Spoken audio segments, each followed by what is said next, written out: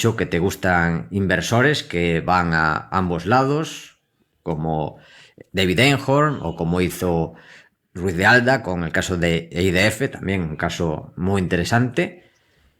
Y la primera idea short que vas a comentar es una empresa que conoceremos la mayoría. La siguiente también. Pero la primera es PayPal. Short PayPal, que ya lo hablamos en su día y de hecho te compartí también algunas ideas de la experiencia de que no me gustaba lo que hacía PayPal. Pero bueno, Pedro, dinos, ¿qué le ves a PayPal para verlo un short? Una empresa que ópticamente puede parecer que está muy barata.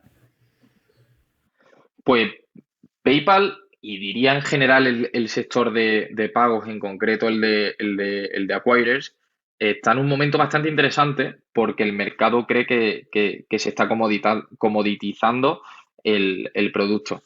Eso lo que está haciendo es que está reventando los economics de la industria. Pero en concreto con PayPal, PayPal al final pues su negocio principal histórico ha sido el botón de compra de PayPal. PayPal surgió por la necesidad de compra online y fueron los que crearon, digamos, los pagos digitales.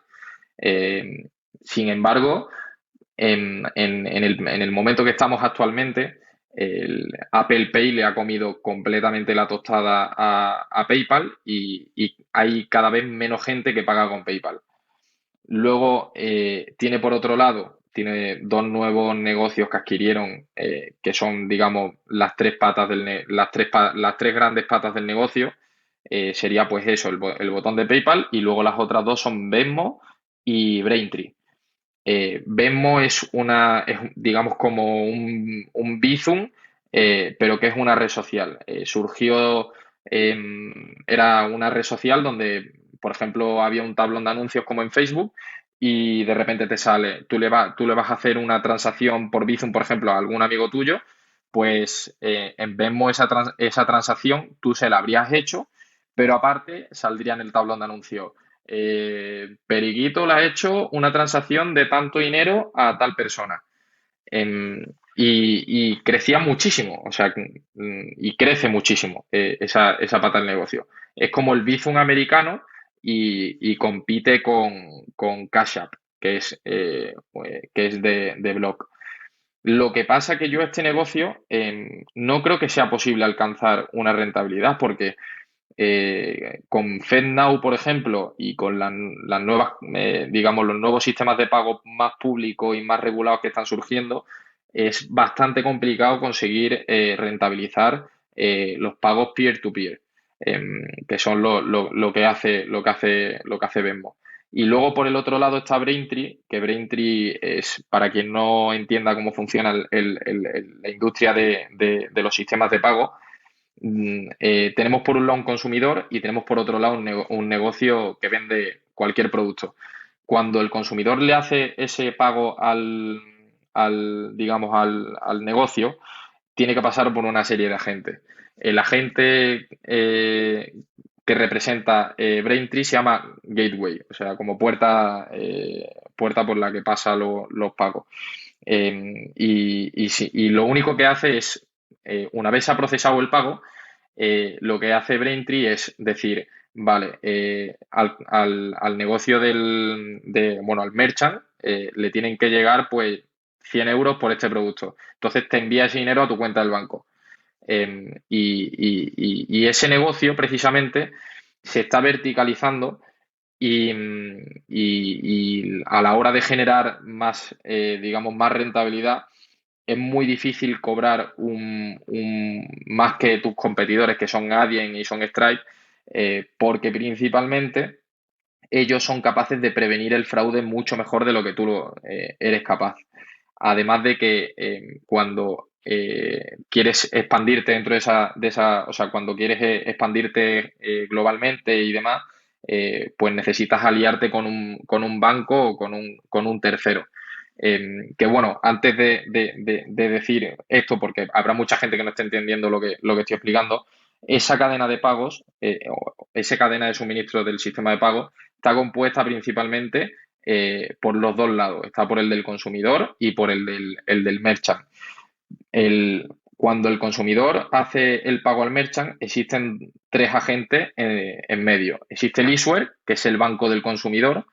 Existen los esquemas de pago, que ya puede ser Visa, Mastercard, puede ser SEPA en Europa, puede ser FedNow en América, que serían, digamos, los que conectan los agentes que realizan los pagos. Y luego por el lado del merchant estarían los acquirers. Dentro de los acquirers existen digamos, tres negocios o tres tipos de compañías en medio de esa cadena de suministro. Está la parte de los que procesan los pagos, que son los que dicen, pues esta persona le debe tanto dinero a tal. Luego están los que hacen la parte de gestión del riesgo, o sea, son los que previenen ese fraude. Y luego, en último lugar, son los que hacen el routing, se llama, que son los que envían los pagos a unos o a otros. Y esos tres agentes, es decir, el que procesa los pagos, el que hace la gestión del riesgo y el que funciona como gateway, se han centralizado, que es lo que hicieron Adyen y Stripe. O sea, se han verticalizado y son la misma compañía a día de hoy, porque así pueden centralizar y agregar toda la información que tienen los tres agentes y prevenir el fraude mucho mejor. Y bueno, se define por la industria. Al final el precio se define, digamos, la rentabilidad que obtiene el cliente final se mide por los ratios de autentificación, que viene a ser básicamente o sea, cómo de bueno eres identificando quién está haciendo el pago y si es fraudulento o no.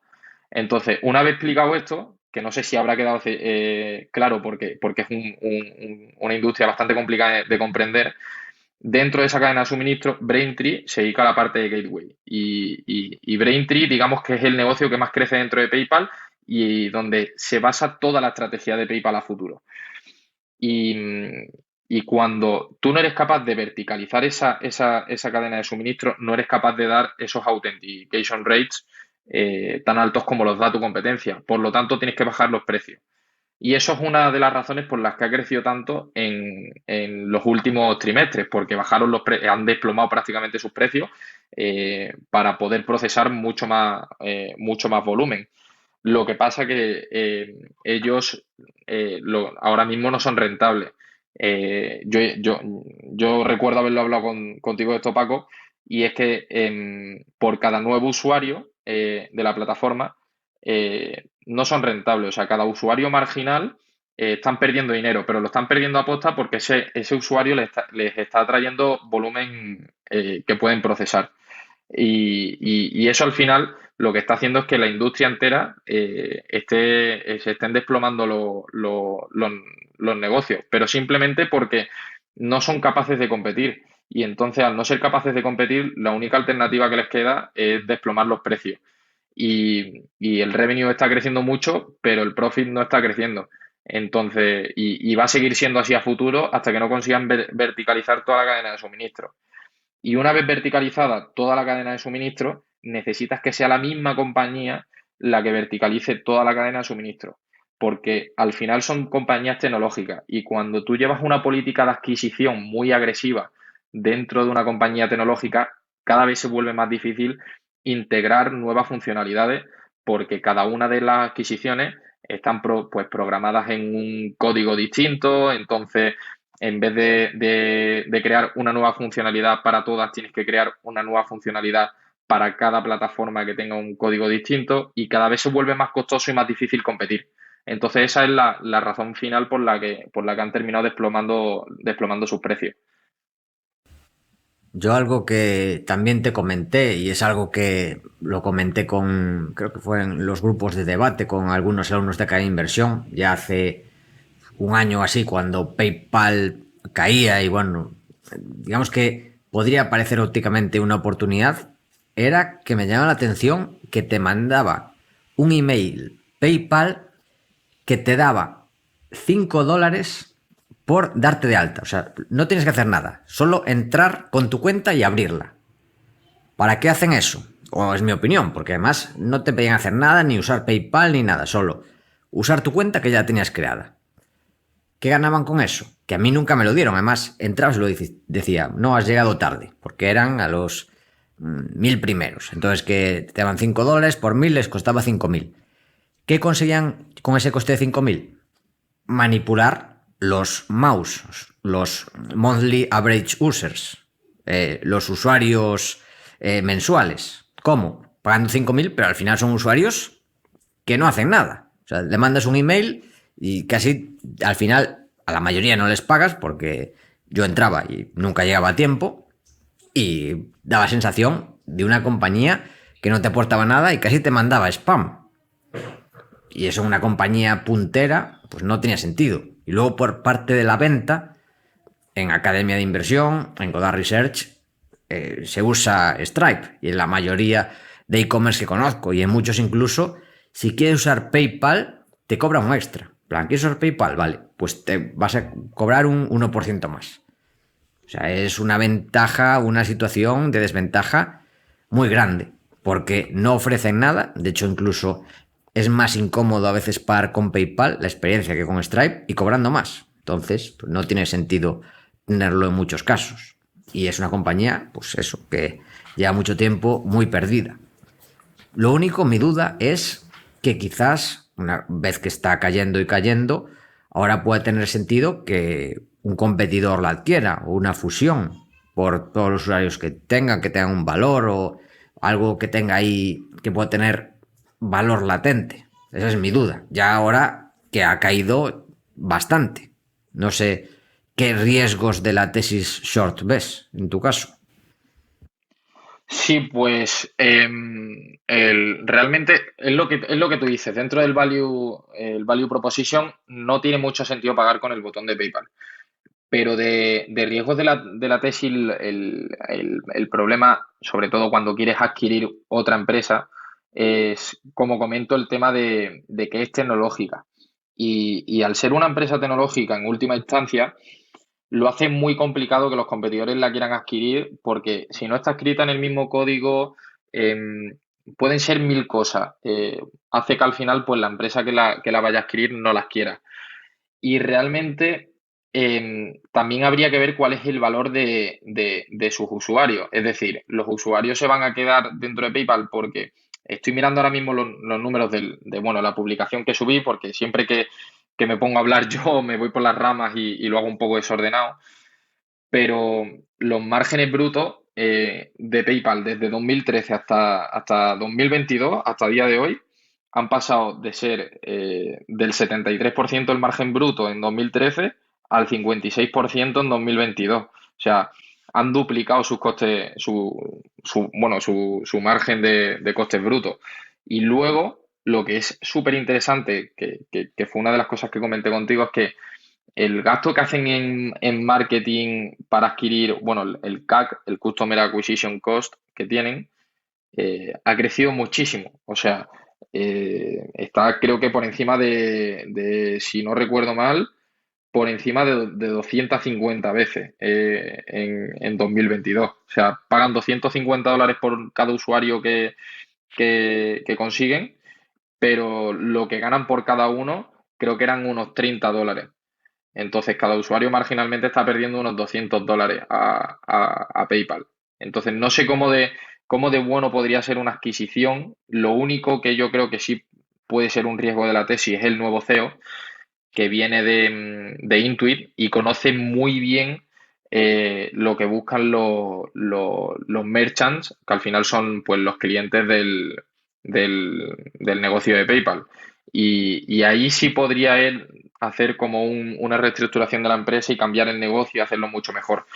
Pero lo veo muy complicado porque en sí, digamos, la compañía en sí está lo tiene bastante difícil para ser competitiva dentro de una industria donde tus competidores son más grandes que tú y encima no han hecho ninguna adquisición. Entonces pueden ser tecnológicamente hablando, mucho más competitivos que tú y tener unos costes mucho más bajos y unos precios más altos porque al final el producto final es mucho mejor también. Y hay que tener en cuenta que PayPal, con la caída que lleva una caída pues de 300, está por debajo de 60, está ahora mismo a 56 más o menos, desde 300, una caída extrema. Y aún así capitaliza más de 61 mil millones de dólares. O sea, pocos lo podrán comprar. Pero bueno, dicho eso, adquisiciones ridículas hemos visto muchas y hay que tenerlo en cuenta como riesgo. Aunque no tenga sentido, muchas veces se adquieren cosas sin sentido a precios ridículos. O sea que bueno, hay que tenerlo en cuenta. Aunque sea irracional, puede pasar. Sí, totalmente. Pero aún así, aunque se hiciese una adquisición, principalmente la adquisición vendría, porque también se me olvidó mencionar que digamos que el mercado está dividido como en dos tipos de empresas. Están los legacy players, que son, bueno, los que han aplicado adquisiciones y son históricamente, pues, bancos y demás, que al final, pues, lo que han hecho ha sido deshacerse de su pata de esta industria, del negocio que ellos tenían dentro de esta industria, porque al final veían que esta industria, pues, no iba a ser muy rentable. Entonces han deshecho esas patas. Y luego tenemos por otro lado los modern acquirers. Y dentro de los modern acquirers es donde se encuentra PayPal. Pero dentro de esa pequeña gama de compañías, ninguna hace adquisiciones. Stripe prácticamente, yo creo que no ha hecho ninguna, o sea, no he encontrado ningún caso de que haya hecho ninguna adquisición. Luego, Adyen, el management tiene literalmente por regla no hacer adquisiciones, o sea, crecer todo orgánicamente. Y Checkout tampoco. Y luego, si fuese una adquisición, sería por el lado de los legacy players, pero los legacy players no buscan hacer rentable ese negocio. Es más, los márgenes medios de esa industria son negativos. Entonces, no sé cómo de interesante podría ser hacer esa adquisición para un banco grande. Yo me refería más bien a, por ejemplo, lo que hizo Microsoft, que compró Skype. Pues que diga Microsoft, compro esto para estar en pagos. Skype, que era un muerto viviente en la época, o sea, ya empezaba a decaer. O sea, era el hegemónico, seguía teniendo un peso muy grande y al final fue tirar el dinero. Pues que lo tire uno de los muy grandes, que pagaron por Skype 8,5 billones en su día de hace, estamos hablando hace, creo que sobre 2010 o así. O sea que, o sea, no digo que vaya a pasar, ¿eh? Digo que hay que tener en cuenta que cosas raras en este mundo pasan. O sea que no, aunque un negocio sea malo, no quiere decir que otro pues lo acabe comprando a un precio absurdo. Y esto pasa con todos los shorts. Menos en el siguiente short, que sí que va a ser complicado que alguien lo compre. En ese short sí que no. No sé si quieres comentar algo más de PayPal o si no, cedo paso a Adrián para comentar el siguiente. Que este sí que es difícil que la open. No, nada, yo creo que PayPal, el que esté más interesado me puede preguntar por privado o si no, en mi Substack puede encontrar también el análisis ya hecho y mucho más ordenado y mejor explicado que lo que como yo me explico hablando. Es que es un sector complicado de entender. Todas las partes. Es cierto que igual se estructurado, leído, se entiende mejor y hay que leerlo un par de veces, porque no es fácil de explicar, pero sí, lo recomendamos 100%, tu Substack, por supuesto. Eso y mucho más que compartes. La siguiente sí que va a ser dura. Short Apple. Bueno, aquí sí que no hay nadie la va a par. Eso sí que no va a pasar. Pero cuéntanos, ¿qué ves? ¿Cuál es la tesis? Pues la tesis principalmente es que es un negocio que ha tenido un par de años buenos, quiero decir, todo esto matizando, a nivel fundamental, y parece que la compañía ha crecido más de lo que crece. Apple, a grandes rasgos, está en, digamos, cuatro mercados. Bueno, que al final se reducen a dos. Está en el mercado de dispositivos, en el de hardware, y luego está en el de servicio, que al final es software. En todos los mercados a los que está expuesto de hardware, que es en torno a un 80% de su revenue, son mercados decrecientes, o sea, llevan decreciendo una década. Y lo que han hecho para, digamos, hacer como amortiguar el golpe que les podría haber dado que el mercado decreciese, ha sido crear un pricing power bueno, que todo el mundo cree. No hace falta, creo que, decir cómo es de fuerte el pricing power que tiene Apple. Sin embargo, estamos llegando a un punto donde el pricing power generalmente, que esto también es una hipótesis mía, es que venía principalmente marcado por los cambios marginales que tenía un dispositivo a otro. Me explico. El principal año donde crece más el iPhone y donde, porque el resto de años prácticamente está flat y crece con el GDP, es cuando pasamos del iPhone 6 al iPhone 7. Y eso es cuando se incluyen las dos cámaras en vez de tener una. O sea, existe un cambio marginal bastante grande a nivel técnico del dispositivo. Luego, cuando con las tablets prácticamente pasa lo mismo. Y luego con los Macs ha sido con el chip. Entonces, realmente cuando no existe ese cambio marginal tan grande, el pricing power de Apple no es tan fuerte. Y estamos viendo cómo desde prácticamente el iPhone 11 no existe ninguna nueva innovación, o sea, no existe ninguna innovación o mejora en los teléfonos, son prácticamente iguales. Esto lo que está haciendo es que prácticamente los shipments estén cayendo en picado este año. Hasta el fin de semana pasado vi una noticia que decía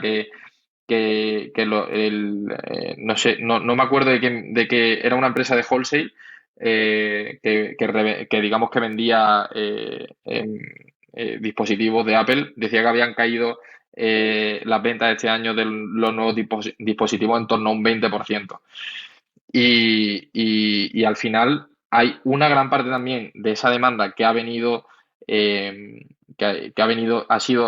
ha dado gracias a la gran cantidad de expansión crediticia que ha habido. O sea, la gran expansión crediticia que ha habido ha permitido que mucha gente que no se podía permitir un iPhone se lo haya comprado, pero porque se lo han financiado.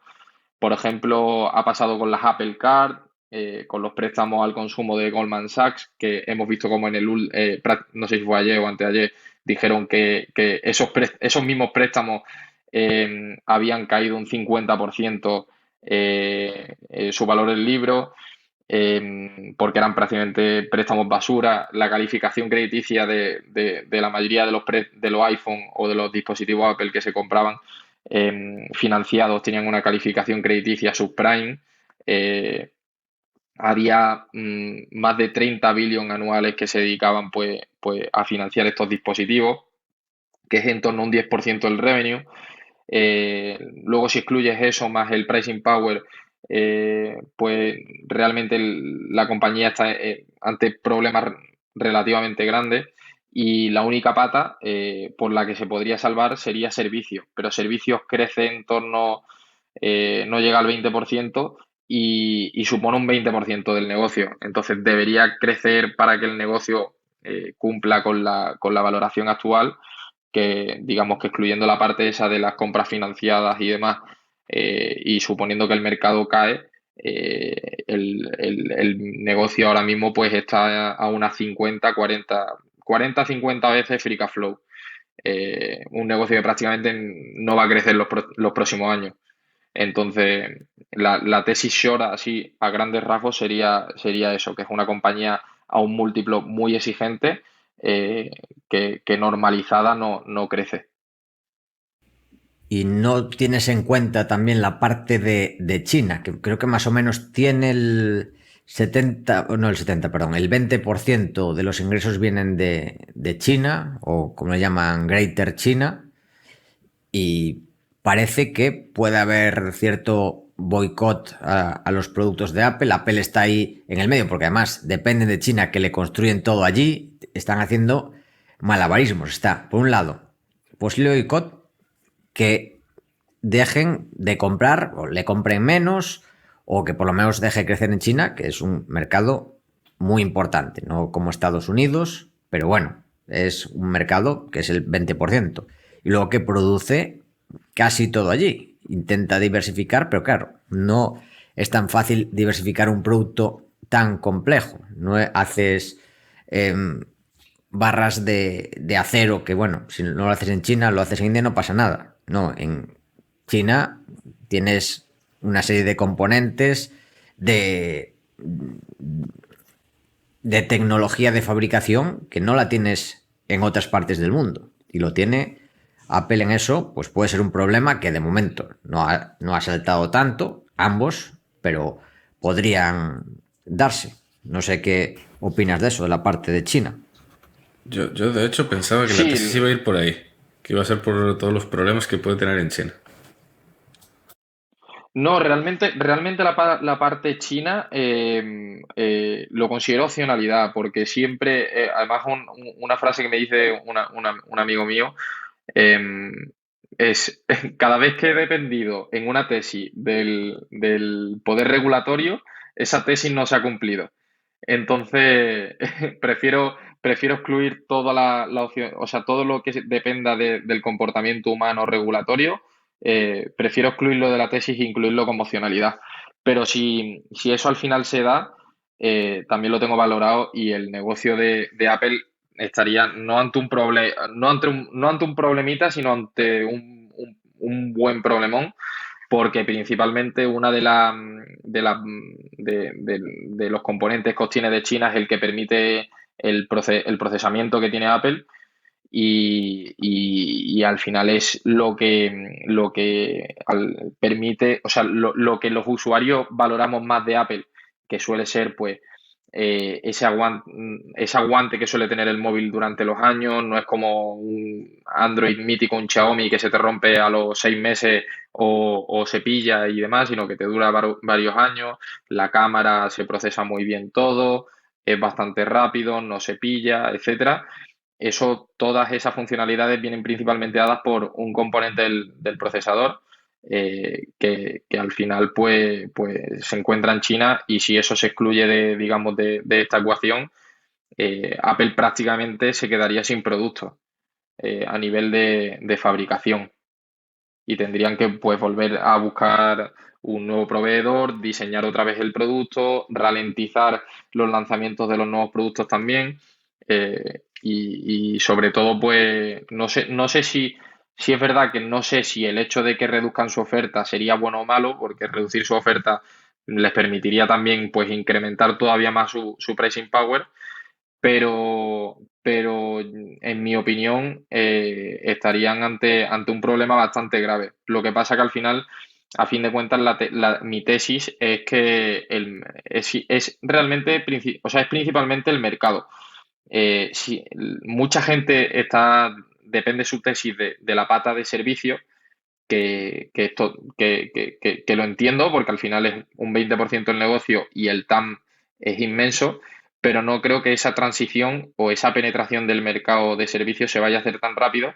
Mientras tanto, tienes un 80% de tu revenue que depende de mercados que están cayendo, o sea, que decrecen en torno a eso, un 3-4% anual. Cuando cotizas a unas 30 y pico veces Free Cash Flow LTM, y Forward posiblemente pues cotices todavía mucho más caro. Entonces, eso sería, digamos, a grandes rasgos la tesis. Que además un problema adicional es que la gente, pues muchas veces para hacer los cálculos mira el Excel, dice, bueno, pues esto creció en revenue per share los últimos años a un 12% o lo que sea. ¿Cuál es el problema? Que creció a ese nivel también en buena parte porque tiene un buyback yield, es decir, la parte de crecimiento de los ingresos que viene de las recompras, o tuvo muy alto los últimos años. De hecho, Apple en 2015-2016, junto con Constellation Software, era mi principal posición y estaba cotizando a unas 9 veces aproximadamente. O sea, un free cash flow yield de doble dígito para una compañía que crecía y que tenía un montón de caja y se puso a recomprar. Y claro, mucho crecimiento de los siguientes años, además de por vender más, fue por recomprar a saco. O sea que se recompró, pues no sé la cantidad, pero no sé si 200.000 millones o más en total de las compras de los últimos años. Es una animalada. Han sido las mayores recompras de la historia de una compañía con diferencia. Y claro, eso, si cotizas 9 veces, o 10, o 12, o 15, o 20, pues lo que ganas, pues si cotizas a 20 y destinas todas recompras, te puedes recomprar el 5%. Si cotizas a 40 veces, solo podrías destinar un 2 y pico por ciento, pero además Apple reparte dividendo. Entonces, ese extra de recompras casi no aporta valor. Yo creo que destruye valor si estás recomprando a lo que dices tú, 40 veces. Es un problema adicional.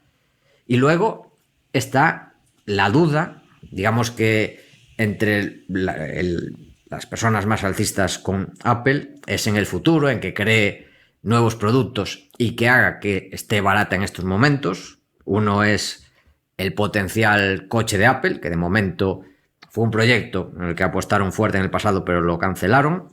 Y ahora están con el tema de AR, VR, la realidad aumentada, la realidad virtual, digamos, la competencia de las Meta Quest. Y no sé cómo lo ves. Si lo ves que será un nuevo iPhone o un nuevo iPad, que pase así un poco sin pena ni gloria, que es bueno, le dé sus dolarcillos o sus eurillos, pero bueno, que tampoco impacte mucho. O algo intermedio. ¿Cómo lo ves? Estos dos, digamos,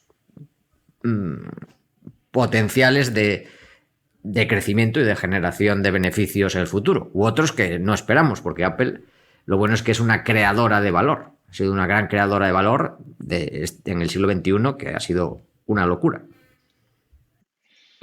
Sí, pues realmente, por ejemplo, yo, por ejemplo, en la parte de hardware, no confío mucho, no creo que exista mucho más recorrido dentro de Apple a corto o medio plazo. Si es verdad que, hombre, si las gafas del metaverso lo petan y las lleva todo el mundo, es una oportunidad más. Pero yo creo que a corto o medio plazo lo tienen bastante complicado. Yo donde creo que tienen la oportunidad viene más por el software, por la parte de servicio. En concreto, te diría que la mayor oportunidad creo que tienen es Apple Pay. Con Apple Pay la han hecho muy, muy bien y diría que la penetración de Apple Pay, sobre todo en Europa, es muy alta. Y por ese lado podrían monetizar, pero no creo que puedan amortiguar el impacto que van a tener en los negocios de hardware. Es que, por ejemplo, para que lo tengo aquí en pantalla, para que nos hagamos un poco a la idea, en los últimos 10 años, de las ventas, por ejemplo, del iPhone, de los últimos 10 años, los únicos que ha tenido crecimiento positivo han sido 2015, 2018 y 2021.